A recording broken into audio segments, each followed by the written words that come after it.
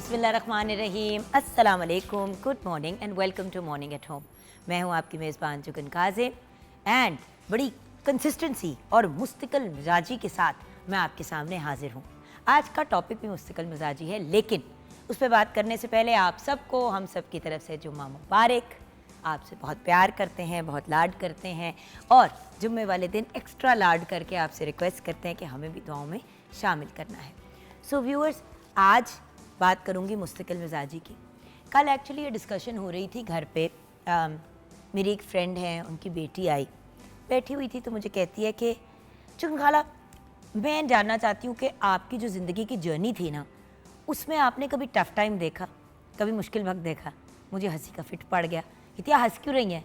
मैं कहा बेटा ये पूछो कि कब मुश्किल वक्त नहीं देखा।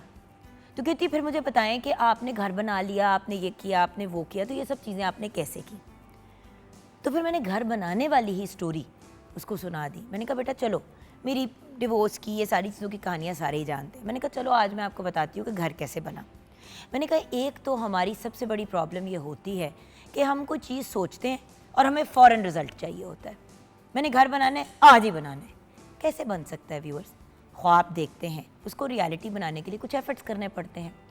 बहुत साल पहले, हमज़ा के पैदा होने से पहले भी मैं यही सोचती थी कि मेरा अपना घर होना चाहिए। घर होना चाहिए जो ना अम्मा का हो, ना अब्बा का हो, ना शौहर का, ना बेटे का, ना किसी का, ना किसी बच्चे का। मेरा अपना घर होना चाहिए जो मैं खुद बनाऊँ। वो मेरा एक ख्वाब था। जब वक्त गुज़रा, हमज़ा पैदा हुए, फिर मैं यहाँ आई, I was a single mom. मेरी स्ट्रेसेस और मेरी टेंशन्स बढ़ गई ऑब्वियसली, क्योंकि इंसान के ऊपर जिम्मेदारियाँ और पड़ जाती हैं। अच्छा, मुझे बार बार इस चीज़ का एहसास हो कि यार बाकी सब चीज़ें तो अपनी जगह ठीक है, लेकिन जो सबसे बड़ा इशू हमारे लाइफ में आता है वो ये आता है कि जैसे जैसे जिम्मेदारियाँ बढ़ती हैं वैसे वैसे, क्योंकि पैसे की ज़रूरत भी बढ़ जाती है, तो फिर जो चीज़ें आपने सोची होती है, मैंने ये लेना है, मैंने गाड़ी लेनी है, मैंने ये करना है, मैं बाइक लेनी है, जो भी चीज़ करनी है, वो मुश्किल हो जाती है। तो मैंने हर महीने थोड़े थोड़े पैसे, कभी जब ज़रा ज़्यादा आ जाते थे, कोई ऐड कर लिया, कोई और चीज़ कर ली, तो मैं उन पैसों को अपना पैसा नहीं समझती थी। मैं उनको फ़ौरन सेविंग में डाल देती थी कि ये इस्तेमाल करने वाले हैं ही नहीं, कि जैसे कि पैसे ही मेरे नहीं हैं। अच्छा, पैसों को साइड पे करना शुरू किया, जमा कर रही हूँ। एक पॉइंट आया जब इतने पैसा जमा हो गए कि ज़मीन ख़रीदी जा सकती थी। अच्छा, बार बार बाय द वे पैसे जमा हुए, कभी कुछ हो जाए, कभी मसला पड़ा, गाड़ी ख़रीदनी पड़ गई। अच्छा, गाड़ी में कोई, आई रिमेंबर एक बार गाड़ी का एक्सीडेंट हुआ, गाड़ी की इंश्योरेंस नहीं हुई थी, उस गाड़ी को रिपेयर करने में ही कोई 5-10 लाख का ख़र्चा हो गया। मतलब उस वक्त पे बहुत ही बुरा सीन, और बार बार कभी कुछ हो जाए, कभी कुछ हो जाए, और हर बार जो है ना, हिम्मत मेरी जो है ना वो थोड़ी सी जवाब देना शुरू हो जाए। थोड़ा सा मैं भी ये फ़ील करना शुरू कि यार ये बहुत मुश्किल है, ये नहीं हो पाएगा। अच्छा, मज़ीद और वक्त गुज़रा, फाइनली इतने पैसे जमा हो गए कि अब ज़मीन लेनी है। व्यूअर्स, ज़मीन ली। ज़मीन किस मुश्किल से ली मैं आपको बता नहीं सकती। उसके लिए भी मुझे 30 लाख रुपए का लोन लेना पड़ा बैंक से। वो लोन लिया, हर महीने उस लोन को भी पे ऑफ करती थी, और साथ साथ अब ज़मीन आ गई। लेकिन अब ज़मीन के ऊपर घर बनाना है। फिर उसके ऊपर घर बनाने के लिए 8 साल पैसे जमा किए। और मुझे याद है कि जब 8 साल, जब मैंने वो सेविंग शुरू की, वो 8 साल मुकम्मल हुए, तो मैंने कहा यार अब मेरे पास इतने पैसे आ गए कि मैं फाउंडेशन या नींव डाल सकती हूँ, लेकिन पता नहीं आगे क्या होगा। सोचा कि करूं या ना करूं। यहीं पे पीटीवी पे हमारे जनरल मैनेजर हैं कैसर शरीफ साहब, मेरे उस वक्त एग्जीक्यूटिव प्रोड्यूसर होते थे। बॉस ने मुझे कहा कि जुगन तुम शुरू कर दो। मैं कहा कैसर साहब सिर्फ नींव डाल के क्या, मैं नींव के अंदर जाके कोई रह तो नहीं सकता। कहते मैं तुम्हें कह रहा हूँ तुम शुरू कर दो, तुम्हें समझ भी नहीं आएगी कि कहाँ से तुम्हें अल्लाह ताला किधर किधर से हेल्प करके तुम्हारा ये काम हो जाएगा। ऑब्वियसली ख्वाहिश तो यही थी कि एक साल में घर बन जाता। नो डाउट उस घर को बनने में 2.5-3 साल लग गए। 3 साल लगे क्योंकि पैसे जमा करने थे, कभी पैसे ख़त्म हो जाते थे, फिर रुकना पड़ जाता था। फिर एट वन पॉइंट थोड़ा जेवर भी, थोड़ा सा मेरे पास ज्वेलरी थी, वो भी मैंने सेल की। जो भी है, लॉन्ग स्टोरी शॉर्ट व्यूअर्स, वो घर फाइनली जो ख्वाब मैंने इतना अरसा पहले देखा था, उस ख्वाब के, अब हमज़ा 18 साल के हो गए और हमज़ा के पैदा होने से पहले ख्वाब देखा तो 20 ईयर्स तो कहीं हो गए होंगे। 20 साल लगे उस ख्वाब को रियलिटी बनने में। सो व्यूअर्स, मेरी आपसे रिक्वेस्ट है कि ख्वाब ज़रूर देखें, उनको रियलिटी बनाने की कोशिश भी करें, लेकिन अपने अंदर बर्दाश्त पैदा करें। कंसिस्टेंसी, या जिसको हम मुस्तकिल मिजाजी कहते हैं, ये एक बड़ी इंपॉर्टेंट चीज़ है। क्योंकि इस 20 साल की जर्नी में बार बार मेरी हिम्मत टूटी, बार बार मुझे लगा कि I can't do this, it's impossible. कहाँ से होगा, कैसे होगा, कहाँ से लाऊं पैसे, लाखों नहीं करोड़ों में बात जा रही थी, वो कहाँ से मैं पूरे करती। ग्रांटेड छोटा भी बना सकती थी, डिफरेंट भी कर सकती थी, लेकिन था कि बनाऊंगी फिर ऐसा बनाऊंगी जिसमें बच्चे भी रह सकें और कल को फैसल और मेरा जो है वो लास्ट टाइम होता है, एक बुजुर्गी का वक्त होता है, बुढ़ापा होता है, वो सुकून से और इज्जत से गुजरे। इसमें मेरे हस्बैंड ने भी मेरी बड़ी सपोर्ट की, लेकिन एक मेरी उनके साथ डील थी कि घर मैंने बनाना है, ये मेरा ख्वाब है, आपने जो मर्जी करना है आप साथ में करें। और मेरे हस्बैंड ने सब कुछ अपना जो रिस्पॉन्सिबिलिटीज़ होती हैं वो पूरी की, लेकिन मेरे ख्वाब को रियलिटी बनाने में मेरी सपोर्ट भी की। और जब मुझे लगता था मेरी बस होगी तो कहते थे चलो मैं कुछ कर देता हूँ, मैं अरेंज कर देता हूँ। मैं कहती थी नहीं, मुझे ये सपोर्ट नहीं चाहिए, मुझे ये सपोर्ट चाहिए कि आप मुझे कहें कि तुम कर सकती हो, मैं तुम्हारे साथ खड़ा हूँ, तुम टेंशन ना लो। और यही फैसल ने किया। और व्यूअर्स उस सपोर्ट से, उस फेथ से, उस कॉन्फिडेंस से, और उसके साथ साथ अंडरस्टैंड भी किया कि अगर मैं मॉर्निंग शो होस्ट कर रही थी, फिर ड्रामे के शूट पे जाती थी और फिर रात को किसी कॉर्पोरेट इवेंट की होस्टिंग भी करती थी, यानी कि घर से बाहर 20-20 घंटे एक दिन में रहती थी। सुबह उठी तो रात के 2 बजे घर आई और फिर सुबह फजर पे जाग के बच्चों शच्चों को सेट करके काम पे निकली। ऐसा वक्त भी था। प्रेगनेंसीज में भी काम किया, मिसकैरेजेस के दौरान भी काम किया। दौरान से का मतलब यहीं पे, और पीटीवी मेरी मिसकैरेज हो रही थी, काम ख़त्म किया, अपना प्रोग्राम ख़त्म करके अस्पताल भागी। ऑब्वियसली जब ये मामला शुरू हो जाता है तो उसको रोक नहीं सकते आप, लेकिन ये सारी चीज़ें की क्योंकि एक गोल था, एक ऑब्जेक्टिव था। और उस गोल और ऑब्जेक्टिव को अचीव करने की प्रोसेस में अच्छी चीज़ें हुई, बुरी चीज़ें भी हुई, मिसकैरेजेस में भी होता था। मैं कहती थी यार क्या है, क्या अल्लाह मियाँ ने मुझे बेटी नहीं देनी? और अल्लाह का बड़ा करम है कि 4 साल पहले अल्लाह ताला ने मुझे बेटी से भी नवाजा। वो भी एक कंसिस्टेंसी थी ना, और एक मुस्तकिल मिजाजी थी। डॉक्टर्स ने कहा कि एहतियात करनी है, ये करना है, वो करना है, जो उन्होंने कहा जैसे किया, बस अल्लाह ताला से दुआ की कि अल्लाह ताला। और ये last time when I was expecting because actually मैंने अल्लाह मियाँ से यही दुआ की कि रब ताला अगर आपको लगता है कि हमारे हक़ में बेटी अच्छी है या हम बेटी की अच्छे तरीके से किफ़ालत कर सकते हैं मियाँ बीवी, तो प्लीज़ बेटी से नवाजिएगा। बहुत ख्वाहिश है बेटी की, प्लीज़, क्योंकि ये मैं अब आखिरी दफ़ा कोशिश कर रही हूँ और मेरे जिस्म में भी कैपेसिटी नहीं रही। और अल्लाह का बड़ा करम है, उन्होंने बेटी से नवाजा। लेकिन व्यूअर्स उसमें भी कंसिस्टेंसी का मुजाहरा करना पड़ा। जब डॉक्टर ने कहा कि बेड रेस्ट पे हो, बेड से नहीं उठना, तो वो औरत जिसने 17 साल की उम्र से काम किया वो लेट गई बिस्तरे में। ज़्यादा से ज़्यादा यूट्यूब वीडियोज़ बना लेती थी या बैठ के कोई बातचीत आप लोगों से कर ली। मैंने काम छोड़ दिया। मेरे जैसा बंदा जो काम के बगैर रह नहीं सकता, जिसने सुख दुख हर काम में किया। अपनी बात इसलिए व्यूअर्स आपसे शेयर कर रही हूँ क्योंकि लेक्चर देना बड़ा आसान है, ये करना चाहिए, वो करना चाहिए, ऐसे करना चाहिए, वैसे करना चाहिए। हर इंसान टफ टाइम से गुजरता है किसी ना किसी स्टेज पे, ये ज़िंदगी का एक सिस्टम है। लेकिन हम किस तरीके से उन चीज़ों को फेस करते हैं और उनसे बाहर निकलते हैं, ये बड़ी इंपॉर्टेंट बात है। और जज से हम ये अपने पल्ले से बांध लेंगे बात कि सब्र का फल मीठा होता है, और हमारे माहौल, हमारे हालात, वक्त का बदलना, ये सब चीज़ें हमारे मामलात और हमारी ज़िंदगी को इफ़ेक्ट करती हैं। देखिए, तारीख़ गवाह है कि लोग अपने जज्बात को, अपने इरादों को, मुस्तकिल मिजाजी को अगर जमाए रखें तो वो ज़िंदगी में बड़े कामयाब होते हैं और वो फिर दूसरों के लिए भी रोल मॉडल बन जाते हैं। हमारे जो मोटिवेशनल स्पीकर्स हैं, लाइफ कोचेस हैं, ये कौन लोग हैं? ये वो लोग हैं जो किसी टफ़ टाइम से, किसी मुश्किल वक्त से गुजरे और उस कहानी को उन्होंने अपनी एक वो बना ली, एक मोटिवेशन बना ली दूसरों के लिए। मुनीबा मज़ारी को देखें, वो अक्सर अपने एक्सीडेंट की बात करती हैं और कैसे वो एक नॉर्मल चलती फिरती लड़की से एक ऐसी लड़की बन गई जो व्हीलचेयर में आ गई। फिर उन्होंने बच्चा अडॉप्ट किया और बहुत से मामलात हुए, ज़िंदगी को आगे लेके चली और उन्होंने उम्मीद नहीं छोड़ी। आज वो माशाल्लाह अपने काम में भी बड़ी अच्छी हैं, अपने काम में बड़ी कामयाब हैं एज एन आर्टिस्ट, क्योंकि पेंटर हैं, बड़ी खूबसूरत पेंटिंग्स बनाती हैं, इंटरनेशनली उनका काम बिकता है। और उसके साथ साथ मुनीबा मज़ारी एक आइकॉन बन गई दूसरी ख़वातीन के लिए, डिफरेंटली एबल्ड लोगों के लिए भी और ख़वातीन के लिए भी। सो व्यूअर्स, बात यह है कि आपने कंसिस्टेंट रहना है, कभी अपने सफ़र को छोटा या बेकार नहीं आपने समझना। मुस्तकिल मिजाजी का मतलब है अपने रास्ते पर कदम जमाए रखना। सिर्फ ये नहीं कि एक सर्टन पीरियड के लिए, कदम आपने जमाए रखने हैं और चाहे रास्ता कितना भी मुश्किल हो, आपने उस रास्ते पे चलते रहना है। कामयाबी रब ताला अता करते हैं और व्यूअर्स, अच्छे नंबर भी स्कूल में मेहनत किए बगैर नहीं आते। सो कोशिश करें कि लाइफ में कंसिस्टेंसी के साथ चलें और मुस्तकिल मिजाजी का दामन ना छोड़ें। 042992000648 पे कॉल कर सकते हैं। मॉर्निंग एट होम हमारा फेसबुक का पेज है। आइए किचन की तरफ रुख करते हैं जहाँ प्यारी सी शेफ़ अनम शेख हमारे साथ है। अस्सलाम वालेकुम बेटा। वालेकुम अस्सलाम। कैसी हो? मैं बिल्कुल ठीक। और आज का आपका टॉपिक इतना अच्छा है बिकॉज आपसे भी रिलेट करता बिल्कुल, है। आपको कितने लोगों ने मना किया कि क्यों इस फील्ड की तरफ जा रही हो, क्या तुम बावर्ची बनोगी, बिल्कुल। हांडियां पकाओगी, तो ये तो हर औरत करती है, इसमें कौन सा कमाल है। करोड़ बातें आपको सुनने को बिल्कुल ऐसा ही मिली। है, बिल्कुल।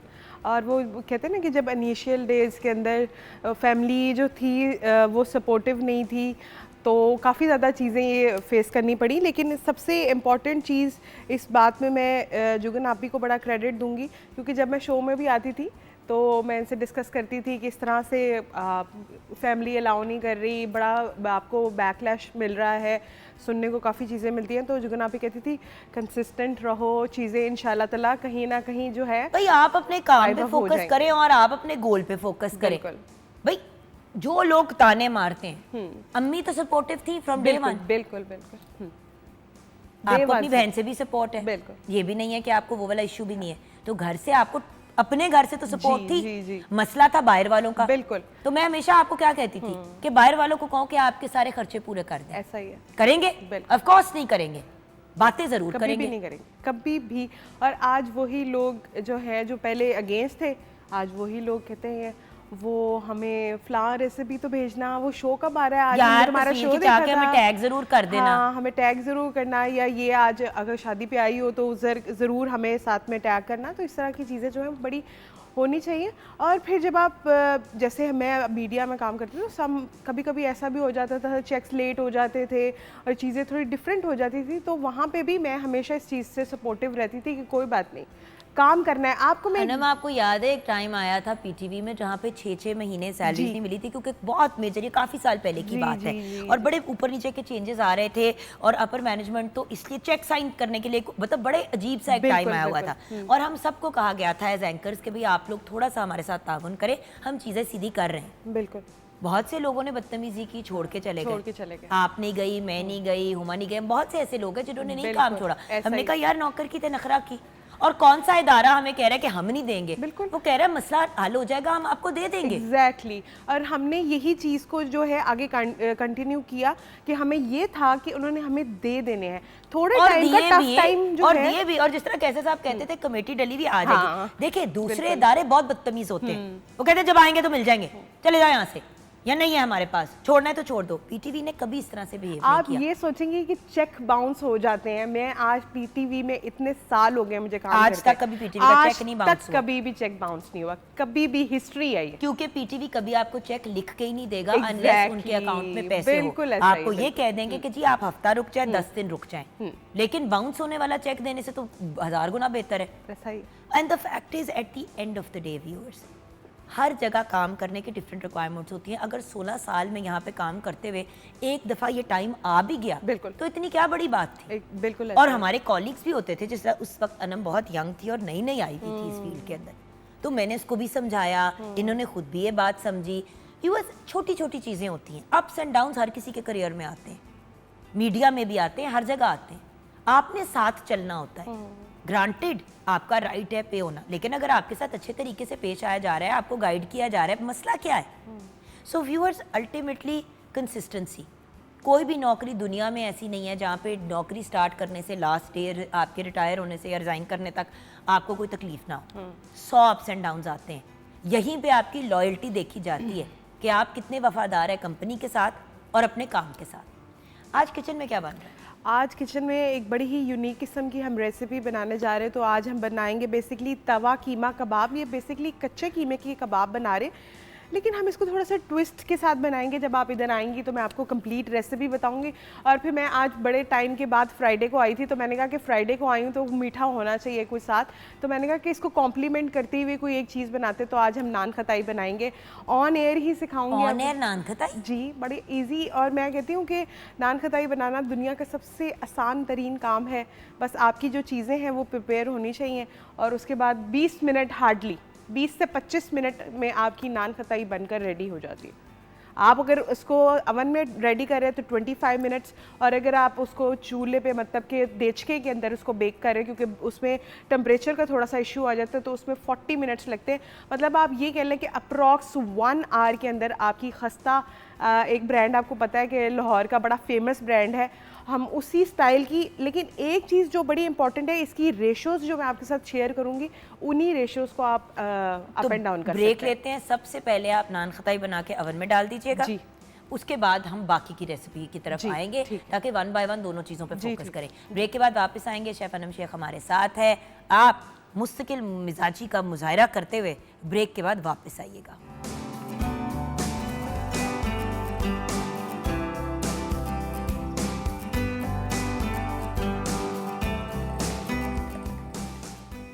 Welcome back from the break. Viewers, मैं नान खताई बनाना सीख रही हूँ इस वक्त। क्या कर रही हूँ? अच्छा, मैं इसलिए कर रही थी ये ताकि जो है शुगर और जो घी है वो हो जाए। सबसे पहले मैं आपको इसकी रेसिपी बताऊंगी। रेसिपी के लिए इंग्रेडिएंट्स आप सुन लें, और उसको आपने अपने हिसाब से अगर एक्स्ट्रा करना है तो उसमें चीज़ें ऐड और एक्स्ट्रा हो जाएंगी, डबल कर लें। उसके लिए चीनी आप लेंगे 3/4 कप, जो कि बनेगी अप्रॉक्स 12 टेबल स्पून के करीब। घी इसमें जाएगा आधा कप के करीब। मैदा इसमें जाएगा 1.5 कप। बेसन इसमें जाएगा 1 खाने का चम्मच। सूजी 1 खाने का चम्मच। बेकिंग पाउडर 1 चाय का चम्मच। बेकिंग सोडा 1 चुटकी। इलायची पाउडर आधा चाय का चम्मच। अंडे की सिर्फ जर्दी हम यूज़ करेंगे, ज़रदा रंग हस्बे ज़रूरत, और बादाम हम इसके अंदर जो है गार्निश के लिए यूज़ करेंगे। मैं ये डॉट्स क्या है इसके अंदर? ये इलायची पाउडर। जी बिल्कुल। बेसिकली मैंने जिस आप कह लें कि ग्राइंडर के अंदर पहले इलायची की थी, उसी के अंदर ही मैंने शुगर कर ली, ताकि अच्छा सा जो है शुगर के अंदर भी एक फ्लेवर आ जाए, कार्डमन शुगर बन जाए। बिल्कुल। अच्छा, अब आपने ना क्या करना है कि घी ले लेना है आपने। घी मेल्टेड होना चाहिए आपके पास, लेकिन रूम टेम्परेचर होना चाहिए, गर्म बिल्कुल भी नहीं होना चाहिए आपके पास। अगर आपने घी फॉर एग्जांपल माइक्रोवेव किया तो आप उसको थोड़ी देर के लिए फ्रीज़र में रख दें, ताकि वो थोड़ा सा जो है रूम टेम्परेचर पे आ जाए, और उसके बाद आपने इसके अंदर ऐड करना है। जैसे कि मैंने आपको पहले बताया था कि 3/4 कप इसके अंदर शुगर है, जिसको पाउडर फॉर्म में मैंने कर लिया। आप चाहे तो कैस्टर शुगर या पाउडर शुगर भी आप इसके अंदर यूज़ कर सकते हैं, जो कि बनेगा तकरीबन 12 टेबल स्पून के करीब, लेवल 12 टेबल स्पून। अच्छा, इस तरफ आ जाते हैं। इस तरफ इसके अंदर 1.5 कप मैदा है, इसमें इलायची पाउडर है, इसमें 1 चम्मच बेसन है, 1 चम्मच ही इसके अंदर सूजी है। आप अब इन चीज़ों को चाहें तो अपने हिसाब से बढ़ा लें, अपने हिसाब से कम कर लें। साथ में इसके अंदर मैंने ऐड किया है 1 चुटकी के करीब जो सोडा होता है सिंपल, और 1 टीस्पून इसके अंदर जाएगा बेकिंग सोडा। ठीक है जी। अब ये जो है हम इसके अंदर जी बिल्कुल डालकर बिल्कुल मिक्स कर दें आप अच्छे तरीके से। और साथ में आप इसके अंदर ये वाले जो बादाम है, अच्छा आपकी मर्ज़ी है, आप बादामों को थोड़ा और भी पतला कर सकते हैं, लेकिन इसके अंदर बहुत अच्छा सा जो है एक टेक्सचर आ जाता है बादामों के अंदर। बादाम वाली नान खताई फिर बादाम वाली होती है। मैं तो ऐसे लोग भी जानती हूँ जो नान खताई बनाते हैं तो उसके अंदर वो थोड़ी सी किशमिश भी डाल देते हैं, और थोड़ा सा उसके अंदर पिस्ते भी डाल देते हैं। बिल्कुल। अच्छा, अब इसको अच्छे तरीके से मिक्स करेंगे। थोड़ा सा जब ये बिल्कुल जुगन आप इसको अच्छी तरीके से मिक्स कर लेंगे, तो मैं इसको थोड़ा सा हाथ के फॉर्म से करूँगी। अगर हमें थोड़ा सा घी और ज़रूरत पड़ेगी, लाइक 1-2 टेबल स्पून, तो हम इसके अंदर इसको ऐड कर लेंगे, ताकि जो हमारा बैटर है वो थोड़ा सा जो है वो इस तरह की फॉर्म में आ जाए, जैसे एक कुकी डो होता है, उस फॉर्म में हमें इसको बनाना है। उसके बाद आपने आप अपनी सही करेंगे, बिल्कुल वो चम्मच से बेहतर इस तरीके से आपने इसको मिक्स करना है। अच्छा, जैसे जैसे आपकी हाथ की गर्मी के साथ बेसिकली ये मिक्स होता जाएगा, डालते हैं, सारा डालते हैं। अब थोड़ा सा करो ना, फिर मैं इसको करती हूँ। तो ये डालने के बाद ये एक ऐसे कुकी डो की शेप में आना शुरू हो जाएगा। जैसे ही कुकी डो की शेप में आएगा तो आपने इसकी जो है वो डो से वो बनाकर खताइयाँ, और फिर आपने 180 डिग्री के ऊपर बेसिकली आपने अपने अवन को प्री हीट करना है, और 180 डिग्री के ऊपर आपने कुक करके उसको फिर तकरीबन 25 मिनट के लिए हम इसको कुक करेंगे। और कुक करने के बाद हम इसको क्या कहते हैं पकाएंगे, और जब आप इनको निकालेंगे तो तकरीबन आपने इसको आधा घंटा आपने इसको टच नहीं करना, ताकि जो ये कुकी है अपनी शेप में मेंटेन हो जाए। जैसे ही अपनी शेप में मेंटेन हो जाएगी तो फिर आप इसको जो है आप किसी भी एयर टाइट जार के अंदर इनको रख कर आप इंजॉय कर सकते हैं। अपनी टी टाइम में इंजॉय करें, स्नैक टाइम में इंजॉय करें, जैसे ही आपको अच्छा लगता है उस तरीके से। तकरीबन 1 कप के करीब जो है हमने इसके अंदर घी ऐड किया है। ठीक है। तो अच्छा, ये घी जो है वो डिपेंड करेगा कि आपका जो मैदा है वो किस क्वालिटी का है, वो उसको घी की कितनी ज़रूरत है। अच्छा, इसकी शेप कैसे बनाएंगे? अच्छा, इसकी जो नान खताई होती है उसकी शेप जो होती है बेसिकली वो थोड़ी सी रफ शेप होती है, रफ राउंड होती है, क्योंकि वो इतनी ज़्यादा नहीं। अब ये देखिए जुगन आप, ये आप मुझे दे दे, ये मैं अब इसकी बना के इसको ओवन में डाल देती हूँ। ओवन हमारा पीछे, और आपने इसको बिल्कुल नॉर्मल साइज़ का जो है वो कुक इस तरह से आप बनाएंगे। एक मैं आपको बता देती हूँ ऑन एयर। अच्छा, अब ये यहाँ पे अब आपकी अपनी पर्सनल चॉइस है कि अगर आपने बड़ी बड़ी बनानी है तो आप बड़ी बड़ी बनाएं, आपको छोटी छोटी बनाने की ज़रूरत है तो आप छोटी छोटी बना लें। तो ये बनेगी, ये इतनी, इसको हम ज़्यादा पतला नहीं करेंगे, क्योंकि ये अगर ज़्यादा पतली हो जाएगी तो ये फिर बहुत ज़्यादा वो क्या कहते हैं, हार्ड हो जाएगी, और ये फिर आपको खाने में मज़ेदार नहीं लगेगी। एक रफली शेप एग्जैक्टली इस तरीके से आप थोड़ी सी, मैं पहले जो है ना ओवन की ट्रे को थोड़ा सा घी के साथ जो है हम ग्रीस कर लेते हैं। ओ वेरी नाइस, ये ले थोड़ा सा, ताकि जो है अच्छी तरीके से ये चिपके ना नीचे, इजीली जो है ये आ जाए। अब दूसरी तरफ आ जाते हैं हम, और दूसरी तरफ जी हमारा जो कीमा है उसकी तरफ आ जाते हैं। और कीमे के लिए मुझे ज़रूरत है तकरीबन इसमें 1 kg के करीब कीमा है। अच्छा, ये कीमा जो है मैंने इसको अच्छे तरीके से जो है आप समझे कि अगर एक दिन पहले आप अपना कीमा लेके आए तो उस सारा दिन आपका कीमा जो है किसी ऐसी जाली के ऊपर पड़ा होना चाहिए जिससे इसका जितना भी एक्सेस वाटर है, क्योंकि ये बीफ का कीमा और बीफ में थोड़ा सा वाटर कंटेंट ज़्यादा होता है, तो आपने अच्छे तरीके से इसको पानी से बिल्कुल निकाल लेना है। इसमें पानी का एक कतरा भी नहीं होना चाहिए। फिर आपने क्या करना है कि आपने इसको, इसमें तकरीबन आप 70% जो है वो बीफ का कीमा है और 30% इसमें फ़ैट है। अब आपने इसको अपने इसमें डाल लेना है और आपने इसको अच्छे तरीके से जो है ना चॉपर में एक दफ़ा चॉप कर लेना है, ताकि ये एक स्मूथ फॉर्म में आ जाए। स्मूथ फॉर्म के बाद इसके इंग्रेडिएंट्स मैं आपके साथ पहले शेयर कर देती हूँ। उसके लिए कीमा हम लेंगे 1 किलो के करीब, प्याज इसमें जाएंगे 2 से 3 अदद चॉप शुदा, अदरक 1 अदद जाएगा पीस, इसके अंदर हरी मिर्च 6 से 8 अदद, नमक हस्बे जायका, लाइक शादीशुदा। और उसके बाद सुर्ख मिर्च इसमें जाएगी 1 चाय का चम्मच, दड़ा मिर्च 1 खाने का चम्मच, सूखा धनिया 2 खाने का चम्मच, ज़ीरा 1 खाने का चम्मच, काली मिर्चें आधा चाय का चम्मच, गरम मसाला आधा चाय का चम्मच। अच्छा, योगर्ट मैरिनेशन के लिए इसके अंदर दही जाएगी तकरीबन 2 कप के करीब, नमक हस्बे जायका, सुर्ख मिर्च पाउडर आधा चाय का चम्मच, चाट मसाला 1 खाने का चम्मच, गरम मसाला आधा खाने का चम्मच, घी तकरीबन 1.5 कप के करीब जाएगा, हरी मिर्चें, हरा धनिया, प्याज, टमाटर और लेमन के जो स्लाइसेस हैं वो इसके अंदर हस्बे ज़रूरत या आप सजावट के लिए हम इसके अंदर यूज़ करेंगे। सिंपल रेसिपी है, कोई भी हार्ड एंड फास्ट रूल नहीं है। सिंपल आपने कीमा ले लेना है, 1 kg कीमा है, 70% इसमें कीमा है और 30% इसमें फ़ैट है। तकरीबन 2 अदद से 2 या 3 प्याज को मैंने चॉप करके अच्छे तरीके से उसका पानी जो है ड्राई कर ली। अच्छा, आपकी इस रेसिपी के अंदर पानी का कंटेंट बिल्कुल ज़ीरो होना चाहिए। अगर पानी होगा तो आपके कबाब जो हैं वो उस तरह से फॉर्म नहीं हो पाएंगे। अब हम इसके अंदर ऐड करेंगे हरी मिर्चें और अदरक की पेस्ट, इस तरह से आपने इसके अंदर डाल देनी। ये तकरीबन, वैसे यहाँ पे एक पॉइंट आउट कर दूँ बात, आप नान खताई बना रहे हैं, आपने मिक्स कर दिया, आपने बच्चों को पकड़ा दिया, 2 बच्चों को एक कौड़ी पकड़ा दी और कहा बेटा अब इसके आप बनाएं और आप नान खताइयाँ बनाएं। सो द पॉइंट इज़ आप बच्चों को बड़ी इजीली ऐसी एक्टिविटीज़ में भी इन्वॉल्व कर सकते हैं। इतना क्या मसला है? बिल्कुल, और वो मेरा ख्याल है कि बड़ा ये फ़न है और बच्चे जो है इस तरह जो है इसको एंजॉय भी करेंगे। अच्छा, नमक जाएगा इसमें हस्बे जायका, जो कि तकरीबन हम 1 से 1.5 अच्छा, ये बहुत ज़्यादा फैलते तो नहीं है? नहीं, ये थोड़े से फैलते हैं, इनको थोड़ा सा अगर आप उस पर रखेंगी ताकि जो है बस इतना ज़्यादा नहीं आते, अपनी शेप को मेंटेन ही रखते हैं, बस थोड़ा सा स्पेस होनी चाहिए, बस इससे ज़्यादा नहीं, बस बहुत है इतनी। उसके बाद नमक जाएगा, इसके अंदर हम डालेंगे लाल मिर्च पाउडर तकरीबन 1.5 चाय का चम्मच, इसमें जाएगी क्रश रेड चिली तकरीबन 1.5 चम्मच। अच्छा, ये वही है कि आप अपने हिसाब से जो स्पाइसेस हैं उनको अप एंड डाउन कर सकते हैं। सूखा धनिया इसमें बड़ा मेन इंपॉर्टेंट रोल रखता है। आपने इसके अंदर तकरीबन 2 से 3 टेबलस्पून हम इसके अंदर सूखा धनिया ऐड करेंगे। साथ में इसके अंदर बिल्कुल ½ टीस्पून के करीब जो है काली मिर्च जाएगी और ½ टीस्पून ही इसके अंदर गरम मसाला जाएगा। अच्छा, नमक इसके अंदर मैंने अभी इसलिए थोड़ा सा कम रखा है क्योंकि अभी हमने जो दही का मटेरियल बनाना है उसके अंदर भी जो है हम ऐड करेंगे इसके अंदर नमक, तो वो आपने वहाँ से थोड़ा सा देख लेना है। इस तरीके से अब मैं सारे कीमे को अच्छे तरीके से मिक्स कर लूँगी। और मिक्स करने के बाद सबसे पहली जो चीज़ है कि हम इन टिक्कियों को पहले फ्राई करेंगे अलग से, और फिर उसके बाद जो है वो तवे का काम शुरू होगा।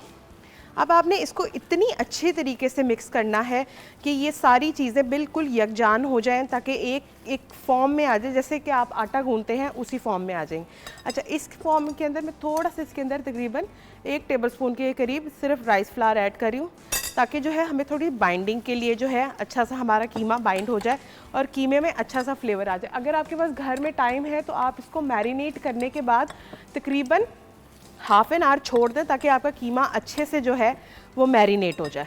इस तरीके से सारे कीमे को मिक्स करके इनके छोटे छोटे कबाब बनाएंगे। बड़े बड़े आपने कबाब नहीं बनाने। जैसे अक्सर का जो भी आपने देखा होगा कि बकरा ईद के ऊपर कच्चे कीमे के कबाब जो है वो बड़े फेमस होते हैं, वो ज़रूर बनते हैं। तो ये उसी टाइप की है, लेकिन ये ट्विस्ट इसके अंदर ये होगा कि जब हम कबाबों को फ्राई कर लेंगे तो फिर हम तवा का काम स्टार्ट हो जाएगा। फिर हम तवे पे थोड़ा सा गार्लिक को सौते करके उस पर ये फ्राई जो है हमारी टिक्कियाँ वो रख देंगे और दही का एक मटेरियल बनाएंगे। अच्छा, इसके ऊपर अभी हमने कुछ लगाना है अंडा? हाँ जी, इसके ऊपर आप सिर्फ अंडे की योक लगाएंगे और उसमें थोड़ा सा जो है ऑरेंज कलर, आप अगर कहें मैं आपको दूँ बना दूँ, मैं भी कर लेती हूँ। तो उसके अंदर आपने जो है ऊपर इसको ब्रश कर दें या चम्मच की हेल्प से आप इसको लगा दें और आपकी नान खताई सिर्फ जर्दी चाहिए ना? सिर्फ जर्दी और ये येलो फूड कलर। अच्छा, उसके बाद आपने इन टिक्कियों के ऊपर वो दही का बैटर में आपने ऐड करना है सॉल्ट, थोड़ा सा रेड चिली पाउडर, थोड़ा सा जो है चाट मसाला, ज़ीरा डालकर आपने दही के ऊपर डालकर उसको थोड़ी देर के लिए जो है आपने पकने के लिए छोड़ देना है। और जैसे ही उसका पानी ड्राई हो जाएगा, लास्टली हम इसके ऊपर डालेंगे अनियंस, ग्रीन जो हमारे पास लच्छेदार प्याज है, टमाटर, हरी मिर्चें, हरा धनिया और साथ में जो लेमन स्लाइसेस हैं, ये सारी चीज़ें डालकर हम इसको 1 से 2 मिनट का दम देंगे तो हमारे जो तवा कीमा कबाब हैं वो रेडी हो जाएंगे। और इसके साथ आप इंजॉय कर सकते हैं मज़ेदार किस्म की जो है नान या खमीरी रोटी, नहीं तो फिर पराठा। इसको कितना और करूँ येलो? थोड़ा सा और येलो कर ले, क्योंकि जब वो बेक होगा तो बड़ा ही अच्छा सा जो येलो कलर प्रॉपर आपको बाजारी एक जो है ना वो टच आपको मिलेगा इसके अंदर। हमारा पॉइंट यही होता है कि घर पे ही आप बना लें जो आपने बनाना है। बिल्कुल। और जुगन आप ये आपको पता है कि आप ये एक दफ़ा बना के रख लें और ये काफ़ी टाइम के लिए जो है आप इनको जो है वो अपने एयर टाइट जार के अंदर रख के आप इंजॉय कर सकते हैं। इन्होंने बिल्कुल भी ख़राब नहीं होना, तकरीबन 1-2 हफ्ते के लिए तो बिल्कुल भी इनको कुछ नहीं होगा। अब ये देखिए जी, कीमा अच्छे से जो है वो हो गया है बिल्कुल। ठीक है जी, बिल्कुल पूरे इसके ऊपर लगा दें आपने अच्छे तरीके से।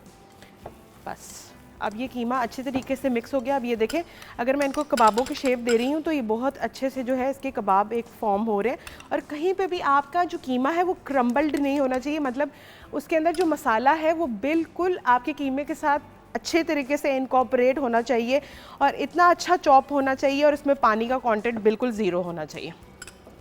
अब दूसरी तरफ जो है मैं यहाँ पे स्टोव को ऑन कर लेती हूँ और अब हम फ्राई करते हैं अपनी कीमे की टिक्कियाँ। तो उसके लिए मैं यूज़ करूँगी तकरीबन घी।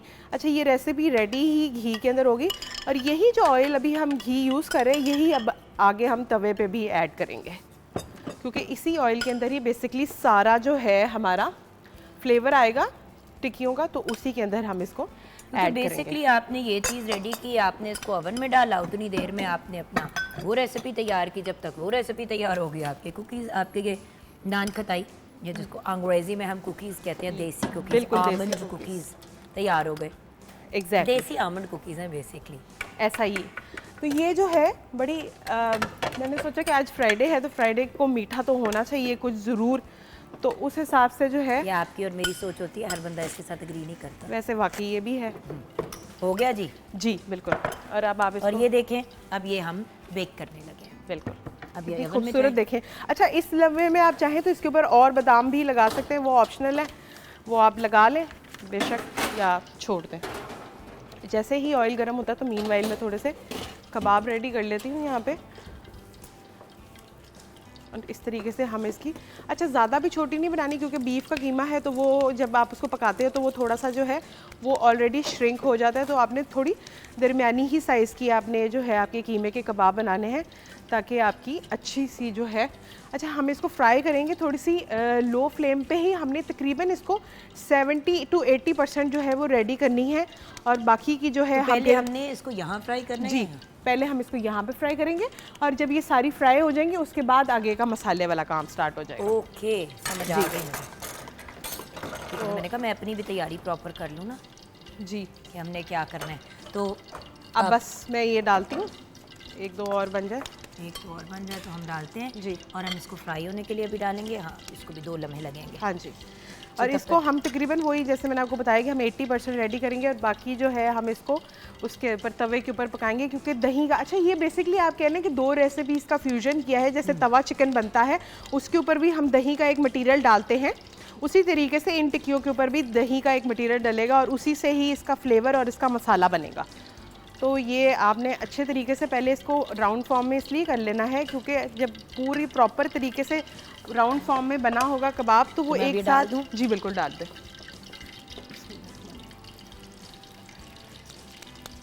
बड़े ही जेंटली व्यूअर्स कबाब डालने, उनका बेड़ा गर्क नहीं करना, क्योंकि वो टूट गए ना तो वो फिर हाथ नहीं आएंगे। फिर वो हाथ नहीं आएंगे। ज़ाहिर है, वो तो कभी भी नहीं हाथ आते जब वो टूट जाते हैं। तो सो हम ये 5 कबाब फ्राई होने के लिए डाल रहे हैं, बल्कि एक छठा भी डाल ही देंगे।